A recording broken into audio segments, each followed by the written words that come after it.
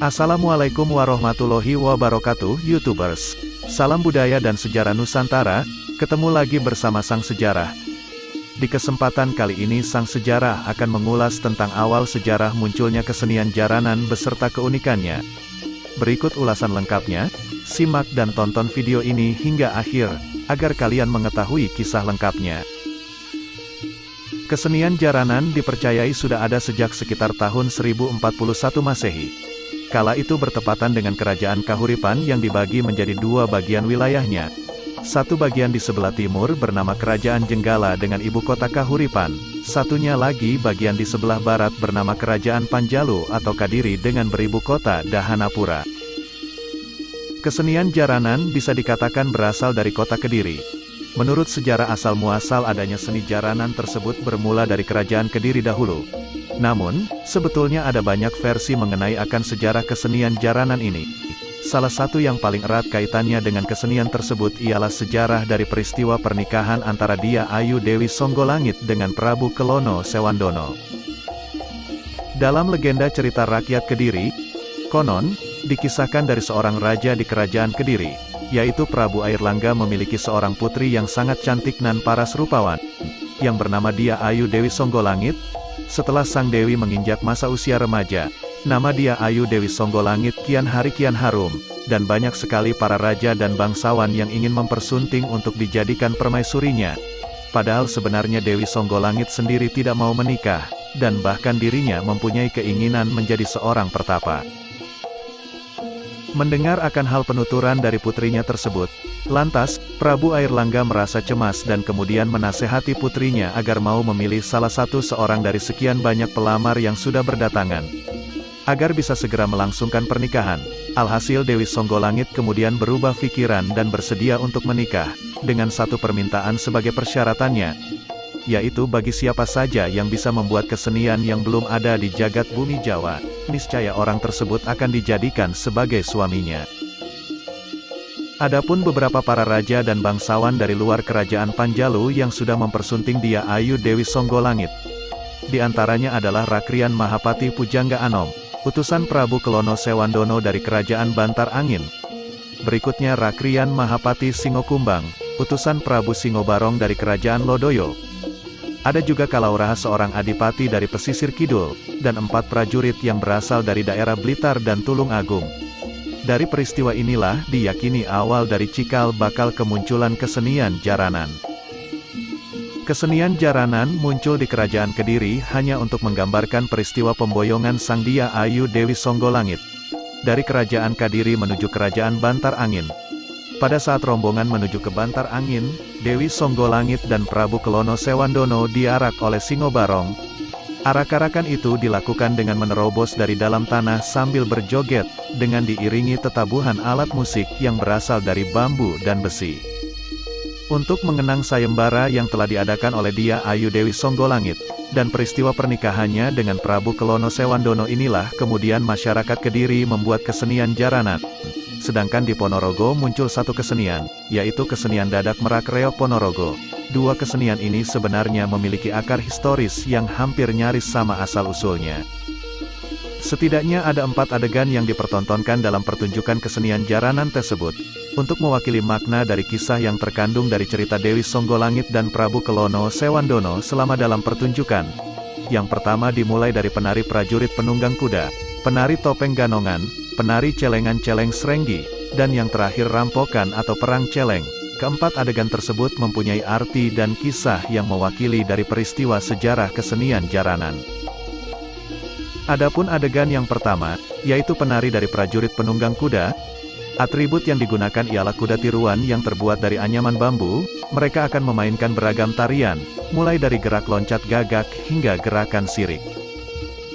Adegan ini mempunyai makna dan arti untuk melambangkan sebagai rombongan pasukan prajurit penunggang kuda dari kerajaan Bantar Angin, yang hendak menuju ke kerajaan Panjalu dengan diiringi satu unit tetabuhan alat musik Jawa diantaranya, ketuk, kenong, kempol, gong suwukan, trompet, dan kendang. Tarian tersebut menjadi tontonan yang sangat menarik dan seru, yang belum pernah dilihat oleh masyarakat di kerajaan Panjalu. Tarian Jaran Kepang ini biasanya terdiri dari 4 orang atau bahkan lebih sebagai penarinya, menggambarkan perjalanan para rombongan punggawa Kerajaan Bantar Angin yang hendak menuju ke Kerajaan Kediri. Seolah-olah sedang menunggang kuda dalam tugas mengawal seorang ratu gustinya yang bernama Prabu Kelono Sewandono hingga sampai ke tujuan. Setelah adegan para penari prajurit penunggang kuda, adegan berikutnya penari topeng ganongan. Bujang Anom atau Bujangga Anom itu sendiri adalah merupakan seorang rakrian Mahapatih dari Kerajaan Wengker Bantar Angin, yang mempunyai nama asli Raden Tubagus Putut, yang tak lain adalah adik kandungnya Dyah Ayu Dewi Songgolangit sendiri. Dikisahkan Raden Tubagus Putut menyamar menjadi seorang rakyat biasa, dan mengabdi menjadi prajurit di Kerajaan Bantar Angin. Singkat cerita, Raden Tubagus Putut mempunyai kemampuan di atas rata-rata dari prajurit lain dalam olah kanuragan, membuat dirinya diangkat sebagai rakrian Mahapatih Pujangga Anom oleh Prabu Kelono Sewandono. Ketika mengetahui kakaknya yaitu Dyah Ayu Dewi Songgolangit sudah waktunya untuk menikah, lantas, Raden Tubagus Putut berinisiatif menjodohkannya dengan Prabu Kelono Sewandono. Kemudian dirinya diutus oleh Ratu Gustinya untuk pergi ke Kerajaan Kediri dengan tujuan mewakili pinangan dari Prabu Kelono Sewandono dari Kerajaan Wengker Bantar Angin. Dari situlah, Dewi Songgolangit mengeluarkan sebuah sayembara, yang berhak mempersunting sebagai permaisurinya, adalah mereka yang bisa membuat titian yang tidak berpijak pada tanah. Lalu, yang bisa membuat tontonan yang belum ada di jagat bumi Panjalu. Bila digelar bisa meramaikan jagat bumi Panjalu, serta pengarak pengantin yang menuju Kerajaan Kediri harus lewat melalui bawah tanah yang diiringi dengan tetabuhan. Semua cerita tersebut dirangkum dalam adegan tari topeng ganongan. Setelah adegan tari topeng ganongan, mulailah adegan ketiga, yakni tari celengan-celeng Srenggi. Pada sesi adegan ini muncullah perselisihan antara satu raja dengan raja yang lain, yang menceritakan perkelahian antara Prabu Kelono Sewandono dan Prabu Singobarong. Ketika saat rombongan pasukan prajurit berkuda yang mengiringi Prabu Kelono Sewandono dengan didampingi oleh Sang Mahapatih Pujangga Anom terlebih dahulu sampai di Kerajaan Kediri. Di lain pihak, Prabu Singobarong yang merasa telah kedahuluan oleh Prabu Kelono Sewandono, maka marahlah Prabu Singobarong dan terjadilah peperangan di antara dua belah pihak. Pihak dari Prabu Kelono Sewandono lebih unggul dalam peperangan tersebut, berkat senjata pamungkasnya yang bernama Pecut Samandiman. Merasa rombongan dari Kerajaan Bantar Angin bukanlah tandingannya, lantas, Prabu Singobarong pasrah kepada Prabu Kelono Sewandono. Dirinya beserta patihnya Singo Kumbang bersedia menjadi pelengkap dalam pertunjukan jaranan yang berlangsung digelar di Kerajaan Kediri tersebut, karena pada dasarnya mereka juga sangat menyukai musik gamelan Jawa. Dengan bergabungnya Singobarong dan Patih Singo Kumbang, maka genaplah penari jaranan tersebut. Kemudian Prabu Singobarong berubah menjadi manusia berkepala singa dan mempunyai mahkota berbulu merak, yang sekarang dikenal dengan kesenian dadak merak reog Ponorogo. Sedangkan Sang Patih Singo Kumbang berubah wujud menjadi Raja Celeng bernama Celeng Srenggi. Perwujudan dua sosok tersebut, hingga sekarang masih diabadikan dalam pertunjukan kesenian reog dan jaranan. Adegan berikutnya, yaitu merupakan adegan yang paling terakhir dan biasanya yang paling ditunggu-tunggu oleh para penonton. Nama adegan tersebut adalah rampokan. Adegan rampokan menceritakan ketika saat perjalanan rakrian Sang Mahapatih Pujangga Anom hendak mewakili lamaran dari Kerajaan Bantar Angin menuju ke Kerajaan Kediri. Di tengah perjalanan, para rombongan tersebut dicegat oleh Mahapatih Singo Kumbang dari Kerajaan Lodoyo, yang tak lain mempunyai tujuan yang sama dengan Patih Pujangga Anom. Dirinya adalah merupakan perwakilan dari Prabu Singobarong untuk mempersunting Dewi Songgolangit. Mengetahui akan hal tujuan niat yang sama dari dua belah pihak, akhirnya mengakibatkan pemicu terjadinya peperangan, yang membuat pihak dari Patih Singo Kumbang kalah, dan pertarungan pun dimenangkan oleh pihak Sang Mahapatih Pujangga Anom. Kemudian kisah ini diwujudkan dalam tarian rampokan. Semua para pemain biasanya ikut dalam adegan di akhir tarian ini. Banyak para penari yang kesurupan alias tidak sadarkan diri. Mereka yang telah kesurupan kemudian disadarkan melalui ritual khusus. Dalam kesenian ini, ada seorang tetua di paguyuban jaranan yang disebut Bopo atau Gambuh. Beliau inilah yang sengaja memanggil roh-roh halus, dan memasukkan ke raga para penari. Beliau juga yang menyadarkan atau mengeluarkan roh halus tersebut yang sudah dimasukkan di dalam raga para penari.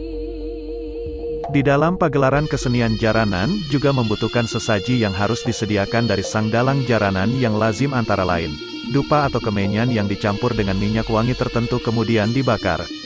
Lalu buceng yang berisi ayam panggang jantan dan beberapa jajan pasar, 1 buah kelapa, dan 1 sisir pisang raja, kemudian kembang boreh yang berisi kembang kantil dan kembang kenanga, serta ulung-ulung yang berupa seekor ayam jantan hidup, dan yang terakhir yaitu kinangan, yang berupa 1 unit gambir, sirih, tembakau, dan kapur yang dilumatkan menjadi 1.